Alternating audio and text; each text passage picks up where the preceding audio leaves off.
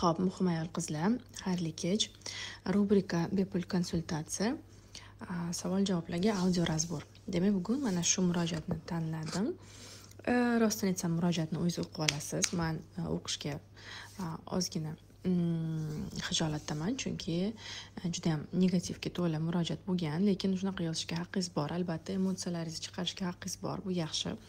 Xullas, qisqa mazmuni murojaatni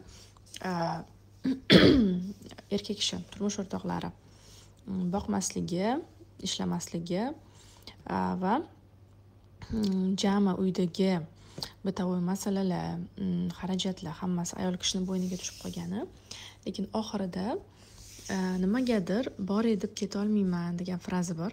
Mana shu joyini bugun sizga tushuntiraman. Murojaatlar ichida aynan aktual mavzulardan bittasi mana shu ekan. Erkak kishi mas'uliyatdan qochishi va bunga bog'lagan holda ajrim haqida ham qisqa gapirib ketaman.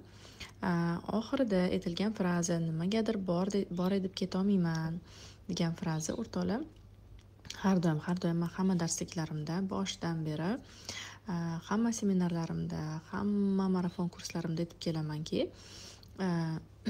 malakali mutaxassis sizga mana shu javobni beradi har doim. Ajrim yechim emas. G'arb psixologiyasi ket, ajrash, yashama, o'zgartir, almashtir, o'zing hamma narsaga erisha olasan deb targ'ib qiladi. Da, bo'lishi mumkin. O'zingiz evlashingiz mumkin, boshqa insonga ham turmushga chiqishingiz mumkin. Lekin bu juft bilan yechilmagan zadachalar baribir keyingi juft bilan yana qaytib keladi hayotingizga. Mana shu nuqtai nazardan sizni hayotingizga shunchaki shakli, rangi, bo'y basti, turmush tarzi, sal ko'rinishi boshqacharoq bo'lgan, lekin ichki dunyosi xuddi shunaqa bo'lgan, shunaqa zadachalar bilan inson kirib keladi. Ba'zi holatlarda inson o'zida umuman ishlamasa, orada ayriliq vaqtida, ajrimdan keyin o'zida ishlamasa, keyingi inson 2 baravar, 3 baravar shu insonni ko'paytirilgan holatdagi kopiyasi bo'ladi. Shuning uchun ham biz ruhiyatimiz his qilib turadi ketish ketmaslikni. Mana shuning uchun ham aslida dinimizda ham ajrim xush kelmagani uchun ham ayollarning ichidan ketishga qiyin, nima deydi, qo'rquv deb qo'rquv emas-u, ketmaslik kerakligi haqidagi hissiyot unga signal berib turadi. Lekin miya, aql har doim ket deb aql gapiradi. Chunki bizani yomon gumonlarimiz aqlda, bizani orzu havaslarimiz aqlda, shayton aqlda o'tiradi. Nafs, kibr, hammasi aqlda. Nima uchun menga bunaqa qilishadi? Nega endi men chidashim kerak? Nima uchun? Bu hamma hisob-kitoblar, savol-javoblar aqlda bo'ladi, sodir bo'ladi. Lekin aql ruhni ustidan g'olib chiqa olmaydi. Ruh har doim eng oliysi, chunki bu Alloh puflagan ruh va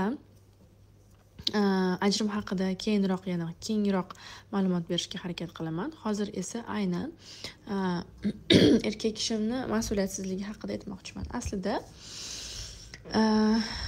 bu mavzuni alohida darslik, video darslikmi, vebinarmi, alohida 4 darsdan iborat kursmi qilishni niyat qilib turgandim. Yozing sizga qaysi biri qulay bo'ladi.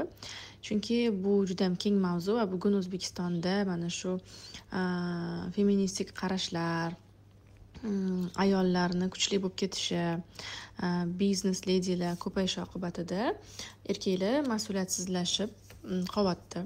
Ya'ni bu joyda men ayol yoki erkak aybdor demoqchi emasman. Bu davr shunaqa bo'lib qoldi va qanaqadir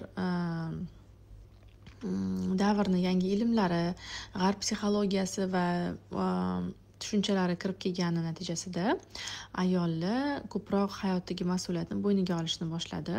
Lekin me'yoridan chiqib, moliyaviy mas'uliyatni erkak kishini o'rniga hal qilib berish, erkak kishini motivatsiyalash, unga doimiy ravishda onalik qilib tarbiyalash, uni o'ngga chapga qilib nazorat qilish kabi butunlay erkak kishini mas'uliyatini ayol kishi bo'yniga olgandan keyin erkakka nima qoladi?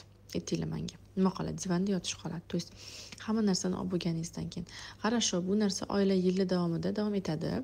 Lekin vaholanki boshida o'sha mas'uliyatni ayol kishi ola boshlagan.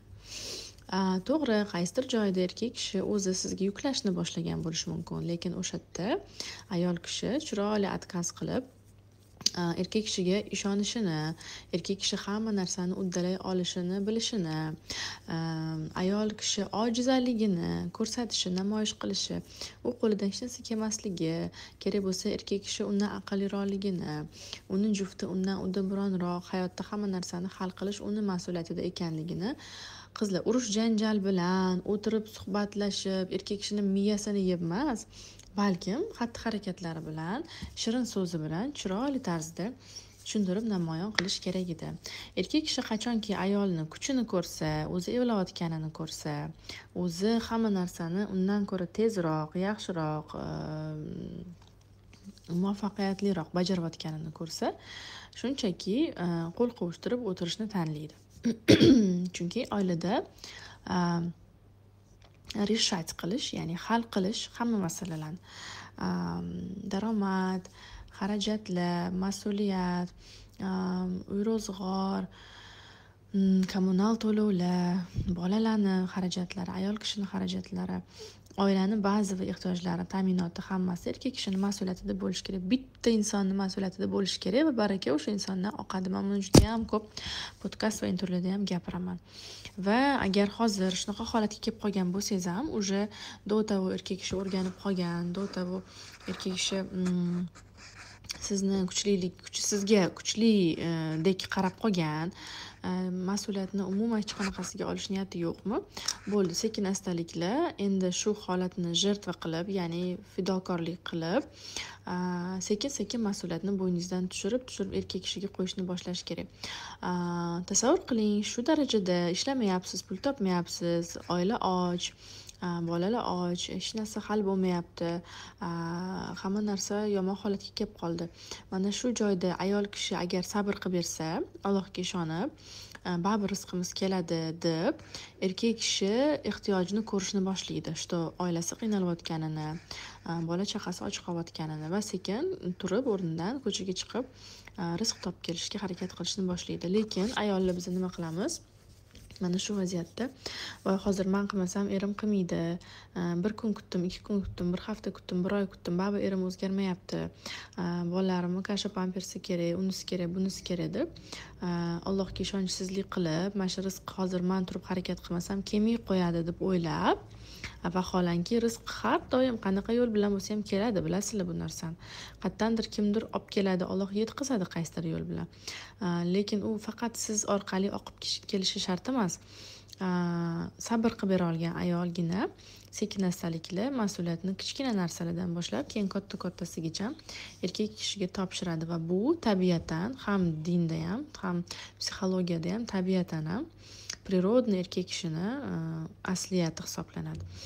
Va bu narsani men shoshilib tez bajarishingizni tavsiya qilmayman, chunki yillar davomida shunaqaga aylangan erkak va ba'zi holatlarda yoshligidan beri shunaqa o'sgan bo'lishi mumkin. Shunaqa onani qo'lida masalan juda ham O'zbekistonda asosan 70% erkaklar shunaqa o'stirilgan oxirgi 50 yil ichida. Nimaga? Chunki urush davridan keyin erkaklar paypaslab avaylab asralgan, chunki urushda erkaklar ko'p yo'qolgan, ya'ni o'sha o'lim, ayollar erkaklarni yo'qotgan, o'g'lini, erini, va shundan keyin ularda strah потери shakllanib qolgan o'zbek mentalitetida, aynan o'sha SNG davlatlarida. Chunki bilasiz, o'sha 2-jahon urushidan keyin juda ham ko'p mana shu yo'qotishlardan keyin erkak kishiga bog'lanish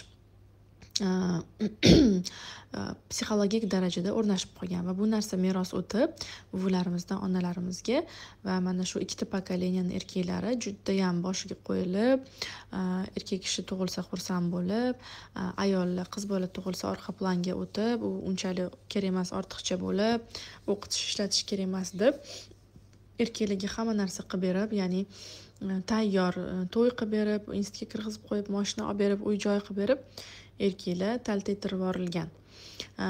Va mana shunaqa erkakni endi bugun o'z ustida ishlayotgan, ilm olayotgan, islomdan xabari bor rivojlanayotgan ayol qizlar qaranglar, diqqat qilinglar, tarbiyalash, bolasiga o'xshab yo'lga solish emas, balkim o'zi chiroyli ayolligini saqlagan holatda o'sha erkakda erkakligini uyg'otish vazifasi yuklatilgan. Zamonning missiyasi shu, bizga berilgan missiya shu. Shunaqa. Va bunga mana shu siz amaliyotda qo'llayotganingizda unutmasligingizni xohlardim. Qancha yillar ketgan bo'lsa, bu inson shunaqa shakllanishiga, endi o'zgargungacha ham ancha vaqt ketadi va siz asosiysi taslim bo'lmasligingiz kerak.